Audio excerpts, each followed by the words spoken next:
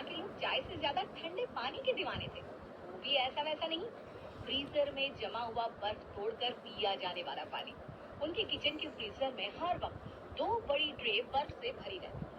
पूजा भी धीरे धीरे बर्फीले शौक की आदी बनती जा रही थी। एक दिन पूजा के सास ससुर अपने आंगन में पड़ोसियों के साथ बैठे थे।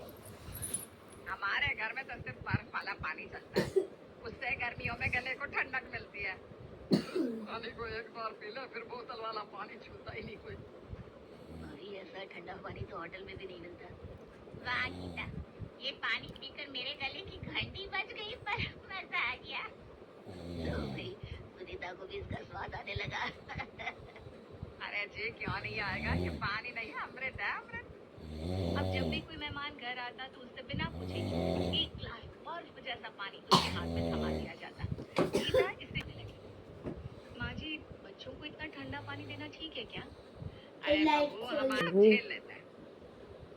परेशान मत हो भाभी, हमारी तो बचपन से इस ठंडे पानी से दोस्ती है। मम्मी बुआ सही बोल रही है।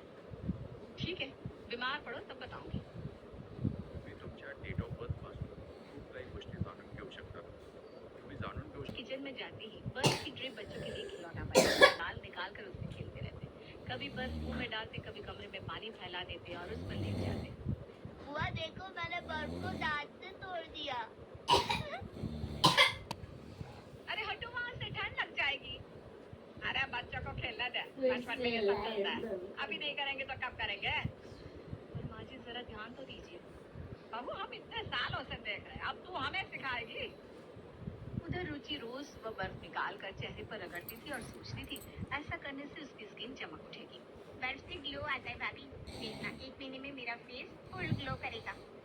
अरे ठंड लग जाएगी रुचि, बर्फ से चेहरा सुन हो जाता है। ग्लो तो छोड़, कहीं ऐसा ना हो अपने दांतों से हाथ धो बैठो तुम सब। नहीं भाभी, मैंने इंस्टा पर देखा है, ये सेलिब्रिटी वाला ट्रिक है। सही है, गधे को नमक दो तो वो सोचता है सामने वाला उसकी आंखें फोड़ रहा है। अब कुछ ही दिनों में बच्चों को जोरदार सर्दी और जुकाम ने जकड़ लिया।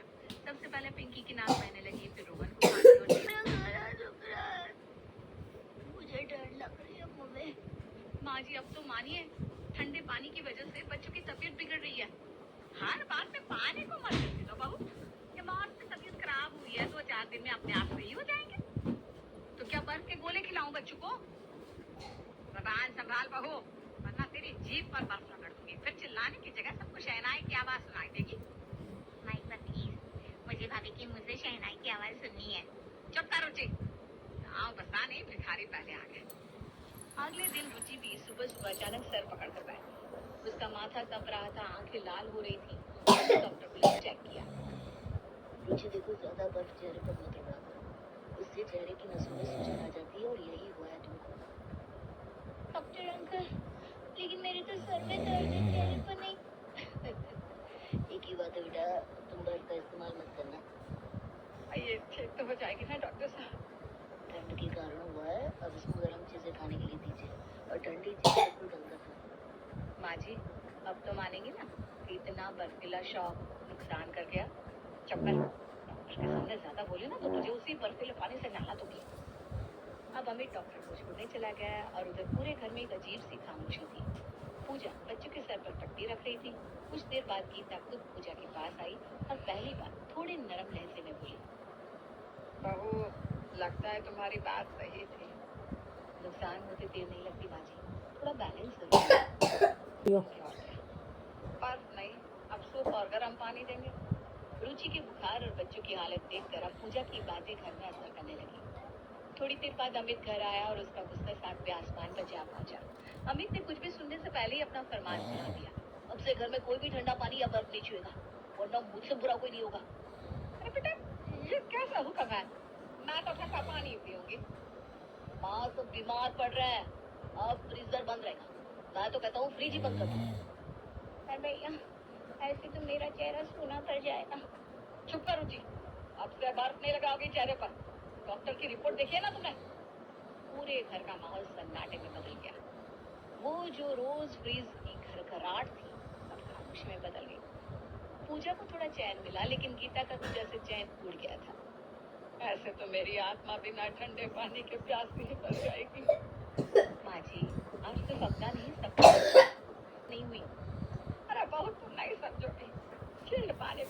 राहत मिलती है वो सादे पानी से नहीं मिलती। लेकिन माँ जी, अरे इस सादे पानी से मेरी प्यास तक नहीं बुझेगी। माँ, अब तो ठंडा शब्द सुनते ही मेरा सर घूमने लगता है। पूरे घर में जैसे बर्फ के पानी का शौक चल रहा था। किसी के गले से पानी नहीं उतरता था। वो लोग खाना खा भी लेते, मगर भी मुकेश ने अपनी चुप्पी तोड़ी और बोला, एक बात कहूँ, अमित बेटा, मटका ले आओ, उससे ठंडे पानी की दिक्कत खत्म हो जाएगी। मटका? हाँ बेटा, मिट्टी का मटका, वही गाँव वाला। उसमें भी पानी ठंडा रहता है और वो सेहत के लिए भी अच्छा होता है। अरे हाँ पापा जी, मटका तो अच्छा सोल्यूशन हो सकता है। उससे ठंडक मिलती है। बहुत सही बेटा, हमारे जमाने में तो हम सब उसी से ठंडा पानी पीते थे और वो सेहत के लिए भी अच्छा होता है। हाँ माँ जी, पापा जी सही कह रहे हैं। अगले ही दिन पूजा और अमित एक बड़ा चमकता हुआ मिट्टी का मटका लिया है। उसे अच्छे से धोकर आंगन में छांव में रखा गया। मटके की सौंधी खुशबू से घर में एक अलग सा एहसास आने लगा। अब मेरी स्किन भी देसी मटके के ठंडे पानी की तरह चमकेगी। और सर दर्द भी नहीं होगा। सही बोला, ये हमारा नया फ्रिज है। चलो बहू, आप एक गिलास मटके का ठंडा पानी ही पिला दो। अरे गीता, पानी ठंडा तो होने दे, थोड़ी देर बाद देना। कुछ देर बाद जैसे ही गीता ने मटके से पानी पिया तो उसकी आंखें एक पल को बंद हो गई, मानो ये झोंका उसे पुराने दिनों में ले गया। गांव के वो दिन, मिट्टी की खुशबू, आंगन में बैठकर पानी पीना और माँ की गोद। अरे वाह, हाय हाय हाय, ये तो वही बात है ना, मिट्टी में जादू होता है। मुझे तो मेरे गाँव की याद आ गई हो। अब यही मटके का ठंडा पानी आपको रोज गांव जैसा एहसास दिलाएगा माँ जी। मटके का पानी अब घर में फेमस हो चुका था। हर मेहमान को अब ठंडे बर्फीले पानी की जगह मिट्टी की ठंडक मिल रही थी। एक दिन दोपहर में सुनीता गीता के घर आई और हमेशा की तरह उसने ठंडा पानी मांगा। अरे गीता भाभी, जान निकल रही है इस गर्मी में, एक गिलास ठंडा पानी तो पिलाओ। लो सुनीता, मटके का पानी पी कर देखो, बर्फ से भी ज्यादा मजा आएगा इसमें। मटका? बर्फ नहीं है क्या घर में?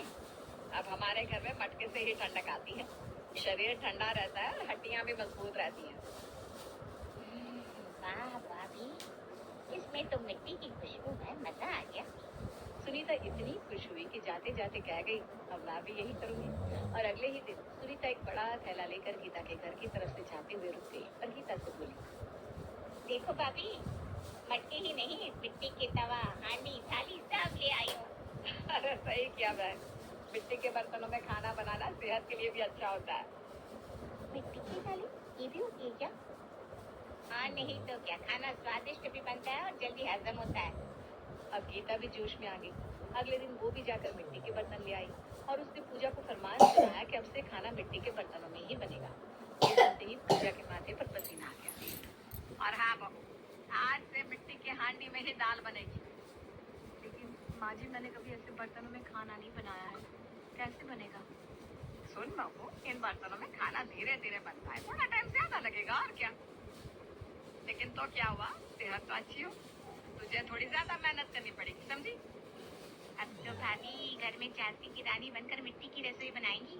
अगले दिन सुबह सुबह पूजा धीमी आंच में दाल ऐसे पक रही थी जैसे बरसात की हवा से कपड़े सूख रहे हो, धीरे धीरे नखरे से। उधर अमित ऑफिस जाने को तैयार बैठा था। पूजा, टिफिन तैयार हुआ क्या? बस थोड़ी देर में, दाल अभी नहीं बनी है। अरे तो तुमने गैस धीमी क्यों रखी है? तेज करो ना, मुझे लेट हो रहा है। अब पूजा गैस तेज कर देती है। थोड़ी देर में दाल का बर्तन टूट कर गैस पर गिर जाता है और पूरी दाल बर्बाद हो जाती है। गंगा को गुस्सा आ जाता है। अरे बहू, मिट्टी के बर्तन में तेज आंच नहीं चलाए जाओ। देखो बर्तन टूट गया और दाल भी बर्बाद हो गई। माँ जी, इन्होंने कहा था गैस तेज करने। अरे मुझे देर हो रही थी तो फिर टाइम से खाना बनाया करो ना। अरे पर मेरे पास घर के और भी तो काम है ना। हाँ, मैं तो खाली बैठा रहता हूँ ना यहाँ।